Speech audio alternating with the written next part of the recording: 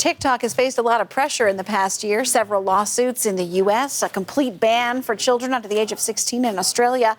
Now the social media platform has rolled out a new wellness feature. It says it will help build healthy habits. Here to break down whether or not this is a positive shift or maybe it's just another way to collect more data, I've got Benit Braish. Benit, so what exactly, if you're using TikTok, what are you going to see?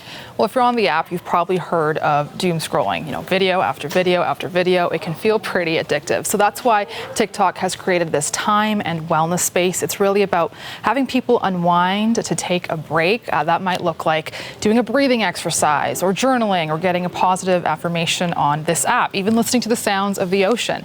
They've even allowed people to now go on these missions where, for example, you don't use this app overnight, you could get a badge. If you invite people to do more of this wellness stuff, there's some incentive in there for you. And TikTok says it's really about keeping their young audience in mind. So let me just show you a bit of that space and what it looks like.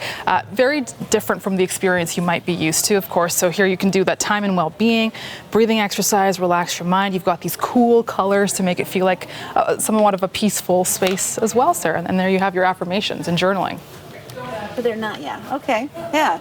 Well, I mean, this also comes at a time that TikTok faces numerous lawsuits, right, for alleged harm, especially when it comes to teen mental health. Yeah, and I think when you look at the reaction, there are some influencers out there who are saying this could be a good thing to give users some peace of mind, especially if they're younger folks who are on this app.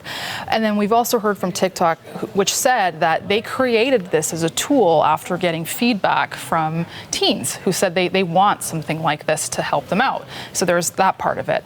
We've also heard from Riley McNair, who's a PhD student at the University of Toronto, who said it's getting harder and harder to find some downtime without being tracked or monetizing that from tech companies. And she says she sees this as a way to collect data. We heard from another expert who said that usually TikTok's been pretty proactive when it comes to criticism about youth mental health. And he says perhaps this is their opportunity to tap into that well-being space, which is pretty popular when it comes to those apps.